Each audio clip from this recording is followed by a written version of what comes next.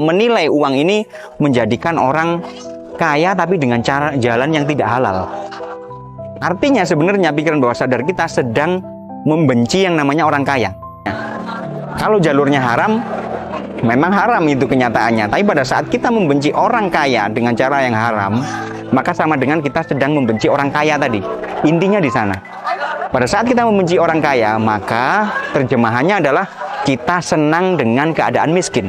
Sedang mencari uang, sedang ingin mengejar uang, tapi kita mempertahankan yang namanya kebencian, kemarahan, kesedihan. Ini tidak selaras.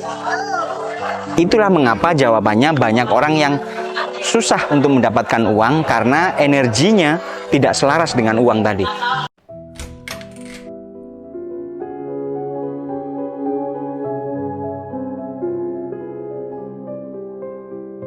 Oke, kali ini kita akan membahas tentang bahasan yang paling disukai sama banyak orang, yaitu uang.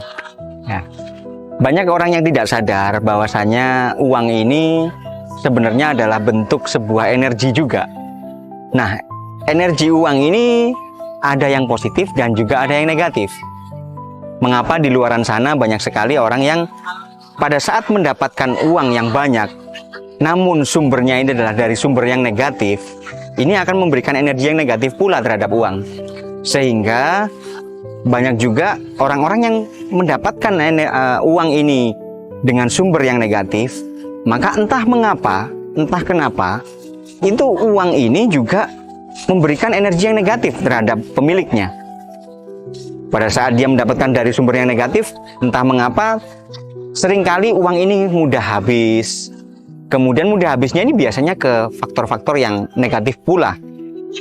Bahkan ke sakit, ke maksiat, kayak gitu. Kemudian ke rumah rusak, mobil rusak, hal-hal seperti itu. Kalaupun hal ini tidak terdampak, biasanya di keluarga. Keluarganya itu jadinya agak kurang harmonis biasanya. Itu yang paling sering dirasakan dari energi uang yang didapatkan dari sesuatu yang negatif. Tapi energi uang juga ada yang positif. Pada saat kita mendapatkan dari sumber yang positif, maka uang ini entah mengapa menjadikan sebuah keberkahan dalam keluarga tersebut. Salah satu contohnya, kita tidak bicara nominal ya. Salah satu contohnya, pada saat orang ini bisa mendapatkan sesuatu pendapatan atau uang ini dari sesuatu yang positif, maka entah mengapa keluarganya ini bisa jadi harmonis. Kemudian ada aja jalannya untuk sebuah kebutuhan itu selalu ada aja pendapatannya. Pas-pasan ya, tapi untuk kebutuhan itu selalu pas, selalu ada. Kebanyakan orang seperti itu. Nah, energi negatif dan energi positif uang ini tadi memang salah satunya adalah dari sumber bagaimana cara kita mendapatkannya. Namun ada juga yang ternyata sebenarnya memandang uang ini sebuah hal yang netral. Netral itu artinya pada saat kita memandang sebuah kejadian atau yang berkaitan dengan keuangan, maka sebaiknya memang kita bersifat netral. Contohnya, pada saat kita melihat sebuah kejadian koruptor, ya, di berita gitu, informasi yang kita konsumsi adalah tentang berita seorang koruptor yang ditangkap, kemudian kita punya perasaan membenci si koruptor tersebut. Nah, ternyata perasaan membenci tadi, katanya membenci ini kan sifat negatif sebenarnya. Akhirnya muncul dalam pikiran bawah sadar kita, ternyata ada terjemahan dari pikiran bawah sadar kita menerjemahkan seperti ini. Oh, ternyata uang ini menjadikan seseorang ini buta hatinya. Akhirnya menghalalkan segala cara. Akhirnya secara tidak langsung, maka kita ini sedang memberikan energi negatif terhadap uang, pandangan negatif terhadap uang. Sehingga semisal uang bisa bicara kepada kita, uang ini akan membela dirinya. Oh, berarti kamu sedang menghakimi saya. Kamu sedang menilai saya sebagai uang itu membawa dampak negatif terhadap hidup. Maka uang tidak akan mendekat kepada kita. Inilah yang disebut dengan kita memberikan energi negatif terhadap uang. Kita melihat koruptor, kita melihat orang yang mencuri, orang yang berjudi, kemudian kaya, ya. Dan kemudian kita menilai uang ini menjadikan orang kaya tapi dengan jalan yang tidak halal. Artinya sebenarnya pikiran bawah sadar kita sedang membenci yang namanya orang kaya. Jadi inilah pentingnya yang namanya sudut pandang netral terhadap uang.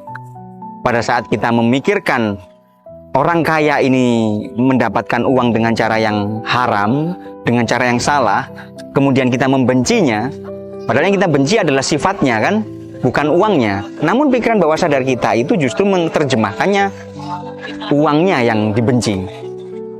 Ya, nah makanya hati-hati dalam mengelola pikiran bawah sadar kita, karena pikiran bawah sadar kita terjemahannya tidak sama dengan bahasa pada umumnya.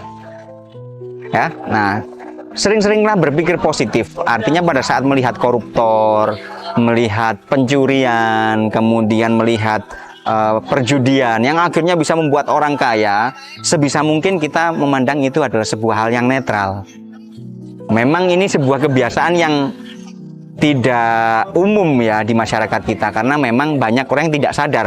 Hal itu kan banyak yang orang tidak sadar menilai koruptor itu dengan perasaan yang geram, perasaan yang benci, ya kan? Ternyata kegeraman ini, kebencian ini justru malah menjadikan dampak yang negatif terhadap dirinya. Otomatis pada saat dia memberikan kebencian terhadap kejadian tersebut, maka pikiran bawah sadarnya akan menerjemahkan bahwasannya dia sedang membenci orang kaya. Apapun jalurnya. Kalau jalurnya haram, memang haram itu kenyataannya. Tapi pada saat kita membenci orang kaya dengan cara yang haram, maka sama dengan kita sedang membenci orang kaya tadi. Intinya di sana. Pada saat kita membenci orang kaya, maka terjemahannya adalah kita senang dengan keadaan miskin. Sama kan? Coba dipahami. Pada saat kita membenci orang kaya, otomatis sama dengan kita sedang menyukai atau nyaman dengan yang namanya kemiskinan atau kekurangan. Maka dari itu otomatis biasanya kita kesulitan untuk bisa mendapatkan uang, kita kesulitan untuk bisa satu energi dengan uang karena kita berada di level membenci tadi. Pada saat kita berada di level membenci tadi, sedangkan uang itu berada di level kebahagiaan. Energi uang itu berada di level kebahagiaan, Bapak Ibu. Coba bayangin, pada saat kita itu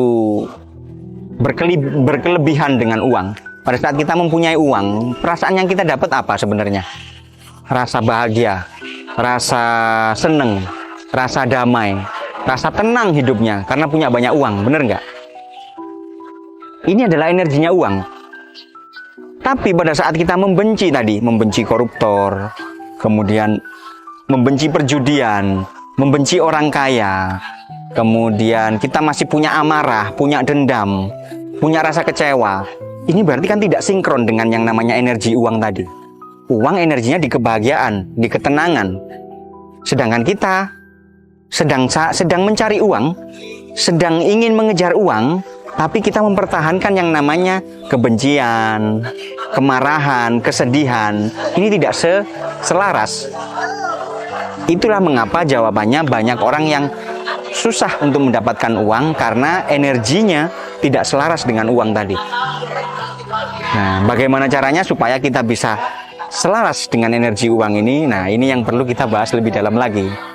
Tentunya nggak di episode kali ini. Di episode berikutnya kita akan coba membahas bagaimana cara kita mensinkronkan yang namanya energi uang dengan energi kita. Ya, perasaan kita ini harus bisa selaras dengan yang namanya uang. Pada saat kita selaras dengan yang namanya energi uang, maka entah kenapa banyak sekali uang itu berdatangan kepada kita dengan cara-cara yang ajaib. Anehnya di sana. Semoga apa yang saya sampaikan ini bermanfaat. Next kita akan bahas tentang keselarasan energi uang dengan perasaan kita.